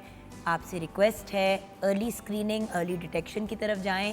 कैंसर, ब्रेस्ट कैंसर ख़वातीन में मौत का सबसे बड़ा रीज़न है। कैंसर के अगर अंदर आप देखें तो ये मेजर कॉज ऑफ डेथ है ख़वातीन में as far as cancer is concern, और सिर्फ इसलिए क्योंकि तशख़ीस लेट होती है। अर्ली डिटेक्शन प्लीज़, और एक स्मॉल परसेंटेज है मर्द हजरात की भी जो ब्रेस्ट कैंसर से सफ़र कर सकते हैं, क्योंकि व्यूअर्स छाती तो छाती है, सो मर्दों में भी ये चीज़ हो सकती है। इसलिए कोई गिल्टी, कोई लंप, कोई चीज़ महसूस हो तो फ़ौरन उसकी तशख़ीस कराएं, ठीक है? और बढ़ते हैं सर आपकी तरफ। जी आपने तो बहुत खूबसूरत गाया, वो तो आप गाते हैं। बहुत शुक्रिया सर जी, तुसी कमाल कर देता। ब्रेक से पहले इतनी खूबसूरत आवाज़, तो आपने कभी सिंगिंग की तरफ नहीं सोचा कि अपना रुझान करे सीरियसली? वो असल बाकी में- सब छोड़ के। हाँ, ये सवाल अक्सर पूछा जाता है। इतनी माशाल्लाह खूबसूरत आवाज़ है आपकी। भाई देखें, टीवी पे जब ऑन एयर चीज़ चली जाती है तो लोग ट्यूनर श्यूनर कर लेते हैं, ये तो मैंने आपको सामने रूबरू बैठ के सुना, आपकी माशाल्लाह बहुत शुक्रिया, इसमें कोई बहुत शुक्रिया। असल में ये था कि हमने इसको कंपोजिंग वगैरह करने में इसको यूज़ करते हैं। गुलकार जब गाते हैं तो हम अपनी कंपोजिंग उनको सुनाते हैं, वो हारमोनियम से निकालते हैं और फिर गाना शुरू कर। एक तो आसानी पैदा होगी इस तरह से, जो कंपोजिंग हम बनाते हैं हमारे ख्याल में। सर आप तो फिर म्यूजिक डायरेक्टर बन गए ना? आज एक तरह से आप कह सकते हैं। वैसे म्यूज़िक का हमें इतना पता नहीं चलता, बस ये आइडिया होता है जो इनके साथ। लेकिन आप जैसे बात, इनकी ट्यून बहुत अच्छी निकल आती है जो हम भी नहीं कर सकते, क्योंकि एक इनका माइंड है ना। तो काफ़ी सारे सॉन्ग जो मेरा जाने वाला सांप है इनकी ट्यून है, ठीक है, इस तरह के। वो तो मेरा फेवरेट गाना है ना, वो तो पूरे पाकिस्तान पूरी दुनिया का फेवरेट है, और जिसको नहीं भी समझ आई उसको भी पसंद आया। जानने वाला सांप है, हमारे पल्ले ये बात पड़ गई और बात सही है, 100% दुरुस्त है। लेकिन आज तक नहीं बताता वो सांप है कौन है, किसी दिन तो बता ही देगा, किसी दिन तो बता ही दोगे। ठीक है। अच्छा, आपकी ज़िंदगी में क्या चल रहा है, क्या मसरूफियात चल रही हैं, लेटेस्ट क्या है लास्ट टाइम से अब तक? बस ठीक है, आपको पता है आजकल शादियों का सीज़न स्टार्ट हो रहा है, तो मतलब हो चुका है, हमारे शोज़ लगे हुए हैं, ऑलरेडी डेट बुक हो चुकी हैं, ठीक है। लेकिन इस शो के लिए हम स्पेशल इस्लामाबाद से शो ख़त्म करके यहाँ तक पहुँचे हैं। हमने 4 बजे शो ख़त्म किया, फिर 2-3 घंटे की ड्राइव थी, यहाँ पे आके पहुँचे हैं। तो शादियों का सीज़न आए तो सबको नींद आई हुई थी। हाँ, ये जो मेरे म्यूजिशियन बैठे हैं ये अभी तक सोए नहीं है, 26-27 घंटे हो गए ये सोए नहीं है, हम भी नहीं सोए, क्योंकि हम सो जाते तो 10 बजे यहाँ पे ना पहुँचते। सर मैं आपको एक बात बताऊं, और आप मेरे ख्याल से इस बात के साथ एग्री करेंगे मज़हर साहब के, जी जी, हमारे सराइकी बेल्ट के बच्चे बहुत मेहनती हैं। वैसे तो पूरी दुनिया के बच्चे बड़े मेहनती हैं और हमारे पूरे मुल्क के बच्चे बहुत अमेजिंग हैं, लेकिन मैंने सराइकी बेल्ट में एक चीज़ देखी है, बहुत मेहनती और बहुत फोकस्ड बच्चे हैं, और इसमें तरबियत का भी बहुत ज़्यादा अमल दखल होता है। अब ये कह सकते थे कि भाई मैं बहुत थक गया हूँ, मैंने नहीं आना, और बड़ी दफ़ा बहुत बड़े बड़े आर्टिस्ट ने ऐसा किया है, बहुत बड़े बड़े आर्टिस्ट ने कहा हम नहीं आ रहे, कि यार शो ही है ना, इतनी क्या बड़ी बात है, कोई कॉन्सर्ट तो नहीं है, हमें कौन सा लाखों रुपए मिल रहे हैं, हम क्यों जाए। मैं सीधी बात करी, खरी बात करी। लेकिन मैंने जो प्रोफेशनलिज्म सराइकी आर्टिस्ट से देखा है, चाहे वो राइटर्स हों, म्यूजिशियंस हों, आर्टिस्ट हों, वो मैंने कहीं नहीं देखा। और ये मैं अब 18-19 ईयर्स इस इंडस्ट्री में काम करके व्यूअर्स आपको बड़ी ब्लंटली बता रही हूँ, बाहर भी काम किया, सो ये बात तो है। वही बात है कि जहाँ पे कमिटमेंट हो गई, चाहे जो भी हो जाए, तो वहाँ पे पहुँचना इट डजंट मैटर, वो करना है काम। तो सर आपसे जानना चाहूँगी आजकल आप किन चीज़ों पे काम कर रहे हैं, आपका फोकस किधर है? मैं 3 किताबों पे फोकस कर रहा हूँ। एक तो अपनी आबिती सराइकी में लिख रहा हूँ, पूरी दास्तान जो है, जो 57 साल ज़िंदगी, उसके पीछे जो कुछ हुआ, वहाँ से चुन चुन के वाक़यात जो याददाश्त में थे उन सब को पेंट कर रहा हूँ। वो तकरीबन मैंने मुकम्मल कर लिए आबिती। दूसरा जो है एक सराइकी नावल। 3 किताबें एक टाइम पे शुरू की हैं? हाँ जी, वो नहीं पहले आप कंफ्यूज नहीं हो जाते जब आप 3 एक टाइम पे कर रहे हो? नहीं, 2-3 साल हो गए इनको जारी किए हुए, लेकिन ये काम चूँकि लंबा एक नावल है, तो आपको पता भी नावल का कितनी ज़ख़ामत होती है, फिर उसको टाइम लगता है। कभी कभार आदमी के मिजाज नहीं होता, तबीयत नहीं होती, फिर आदमी जो है मौका ढूंढ रहा होता है। बहरहाल वो तकरीबन मैंने मुकम्मल कर लिया। और एक उर्दू शेरी मजमू है वो मेरी, और एक जो है नातिया मजमू है सराइकी में। माशाल्लाह। हाँ जी, साथ साथ शेर होते रहते हैं, तो नसर के लिए तो टाइम निकालना पड़ता है। बिल्कुल। अच्छा सर, यंग लोग, यंग बच्चे जब भी घर पे कहते हैं कि हमने राइटर बनना है या हमने लिखने की तरह, इवन जर्नलिज्म की बात करते हैं, तो घर वाले डिस्करेज करते हैं कि ये बड़ा मुश्किल काम है और इसमें कोई ख़ास रोज़ी रोटी का मामला नहीं हो सकता। आपकी इसके बारे में राय क्या है, और क्या कहेंगे उन माँ बाप को जो अपने बच्चों को मना करते हैं अपने टैलेंट को परसू करने से? सर आपको भी बचपन में अगर सिंगिंग करने दी जाती तो शायद आप इसके साथ साथ एक बड़े सिंगर भी होते, क्या पता। हाँ, ये बात ठीक है, लेकिन मेरे साथ तो खुद ऐसा हुआ है। हमारे घर में मजहबी माहौल था, तो वो जब मैं शेर कहने के लिए जाता था, गाना वगैरह देने के लिए गुलकारों के पास, तो वो कहते थे यार इन लोगों के साथ तुम क्यों बैठते हो, इन लोगों के साथ क्या करते हो तुम, क्या मिलता है। फिर जब टीचिंग प्रोफेशन में आया तो एक टीचर मुझसे कहने लगा कि यार आप ये इतने अच्छे इदारे में टीचर हैं, तो आप वहाँ उन लोगों के साथ क्यों बैठते हैं। मैंने फिर उनसे कहा, मैंने कहा ये एक बात बताऊँ, मैंने काफ़ी सर्विस कर ली है, आपने भी की होगी, लेकिन मुझे एक बात वहाँ से मिली है जो यहाँ नहीं है, इस सिलेबस में नहीं है। मैंने कहा आप कभी पढ़ाते हुए क्लास में क्लास से पूछते हैं कि मैं इजाज़त मांगता हूँ, बच्चों मुझे इजाज़त दो, मैं अपना लेसन शुरू करना चाहता हूँ? कभी नहीं कहा होगा। कहते हो हमें क्या ज़रूरत है बोलने की, हम उस्ताद हैं। मैंने कहा यही तो बात है। उस्ताद तो अंदर आके आजकल के ज़माने में सलाम तक नहीं का जवाब नहीं देता। बच्चे कहते हैं अस्सलाम वालेकुम टीचर, वालेकुम सलाम तक नहीं बॉदर करते। ये तो तकब्बुर है आपका कि आप ये अब का मसला, पहले नहीं होता था। हाँ, अब है।